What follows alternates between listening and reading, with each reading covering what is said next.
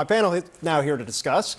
And David Urban, I want to start off with you and put your hat on as the former Senate staffer amongst the group here today. Thread this needle for me.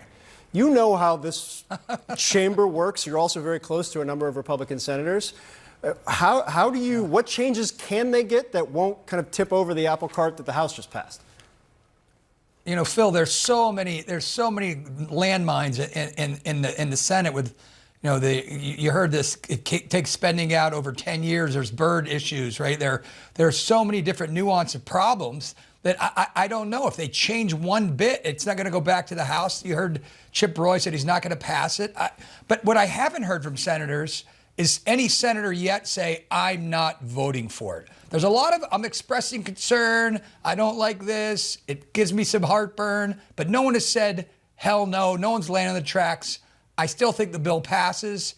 I don't think the 4th of July is a realistic date. I think it's going to be more likely you'll get an X date for the debt ceiling sometime in August when people really have to leave and want to go home on holiday with their families, and I think you'll see it then. But there's going to be a lot of back and forth. You heard Manu talking about the tight schedule. I just don't think that's possible. I think they'll get there. I don't think any senators are really going to, you'll get one or two that are going to blow it up. And most of them care, I think, you hear about Medicaid, but the debt service, tax cuts, the tax bill is going to be the biggest part of this. I think the White House get a pound on that a lot, and that'll turn the tables here some. Yeah, and it's important to note, and Kevin Hassett, the NEC director, mentions this a lot. The ultimate kind of trump card, no pun intended, White House officials have here is the alternative of a $4 trillion tax increase is probably going to help in the end.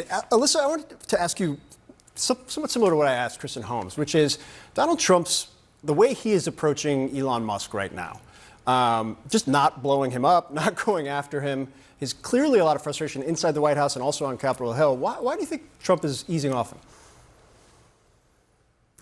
I mean, honestly, the silence from Trump is deafening because it's very not his style. But I think that he realizes his entire legislative agenda with this big, beautiful bill is kind of on pause if Elon ends up getting enough House members to rally against this. So I think he realizes, like, this is not worth antagonizing him further. It's not worth hitting him further because he's kind of between, well, I'd say members of Congress are between a rock and a hard place. Do you support the bill, side with Donald Trump, or if you're some of these, Freedom Caucus guys and House, conservatives who have concerns over the impact on the deficit, do you side with Elon Musk?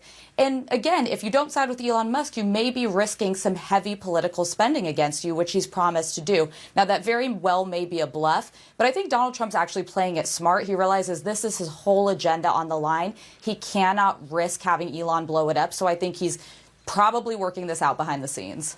Bakari, I was talking with a Democratic lawmaker earlier today, and we're talking about, the first major agenda item for any president inevitably ends up passing, with one exception in the 16 years I've been here, healthcare repeal from Donald Trump in his first year, which was a pretty catastrophic, I think, legislative effort all in all. Democrats and their ability to kind of drive opposition to that from the outside, playing the outside game and really rallying people against it, had a huge effect on getting John McCain to put his finger down. I'm interested if you think Democratic lawmakers and groups are doing anything similar this time around. The answer is absolutely not, and I think that's unfortunate. That's an unfortunate commentary, which is why I believe David Urban is probably correct in his analysis of the future of this bill. This isn't, look, Elon Musk and Donald Trump are going through a divorce. Elon Musk, he bought the White House, he purchased what he believed to be a bill of goods, and Donald Trump does what he does with individuals and contractors, which is he's stiffing him for the return.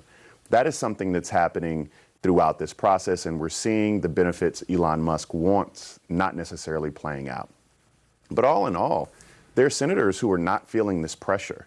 This is Elon Musk is testing his political power.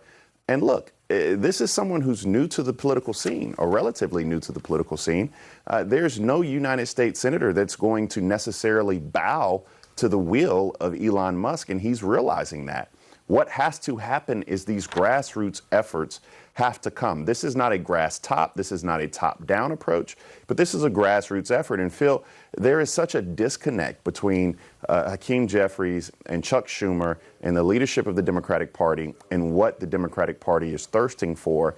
And no one is filling that void. I mean, AOC and Bernie Sanders actually did a good job going around the country, but we have this void. And without filling it, this bill and 11 million people will be uninsured. All the bad things we've been talking about in all likelihood will pass. And I hate saying it, but David Urban will look like a genius. Nobody wants that. That's uncomfortable for everybody. The worst part. Everybody. I do want to turn to another political headline today, just because. Such a good-natured pundit, Urban is. Allegedly. The headline today that Joe Biden's former White House press secretary, Karine Jean-Pierre, who people haven't heard a lot from over the course of the last couple of months, is now changing her party affiliation to independent and has a forthcoming book called Independent, a look inside a broken White House outside party lines.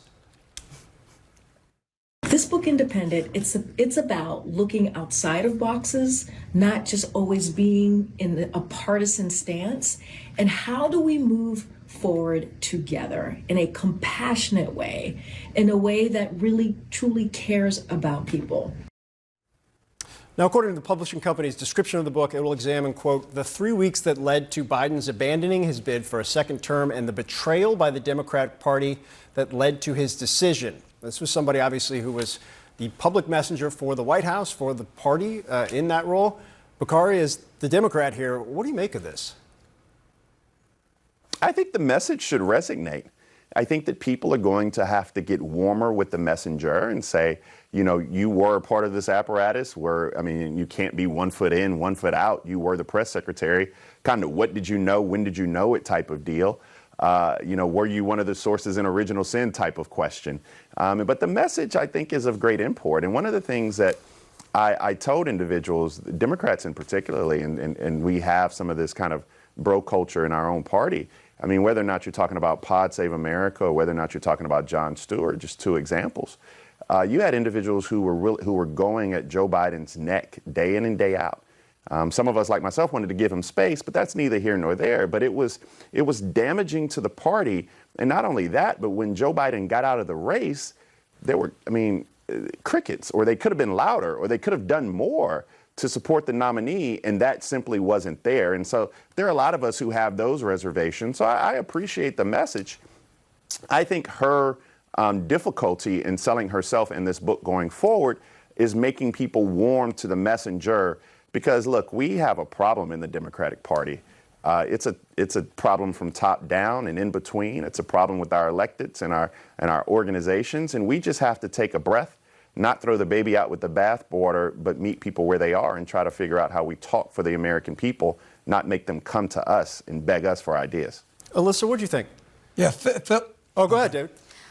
Listen, I empathize with somebody leaving a White House they served in and having a lot of frustrations with what they saw on the inside. But this ain't the way to do it. Listen, Karine Jean-Pierre, I have respect for her, but she stayed very close with the Bidens since she's left. I've interviewed her since she's left the White House, and there's really no daylight between her and Joe Biden. And I haven't gotten the sense that this is going to be some juicy kind of tell-all. I think it's much more of trying to tell the Biden side of why he didn't step aside sooner, why he wasn't paying attention to public data, to the degree that it really is anything more than maybe her giving what is a very valid perspective on what she thinks the Democratic Party should be. David, real quick. Yeah, I would just say this. Look, Joe Biden sold the American people and the Democratic Party a bill of goods from when he ran. He said, I'm going to be a bridge to the future. There's a new generation of leaders out there. I'm going to run. I'm going to be a transitional figure. And then he got in there, and the power elite around him, the Politburo, kept him in, propped him up, Weekend at Bernie style. Jake's book reveals it. Read it. It's incredible. For Karine to come out like this now and say, oh, you know, they're gambling in Casablanca, I think it's a little too late. And the party's going to pay for it. Democratic Party's going to pay for it in this upcoming election and elections in the future. I will put you down as a maybe. You on should the try pre-order. reading the book first, though, guys. Read the book. No, it's an important point. It's an important point. Guys, I always appreciate it. Wish we had a lot more time. Thanks so much for joining.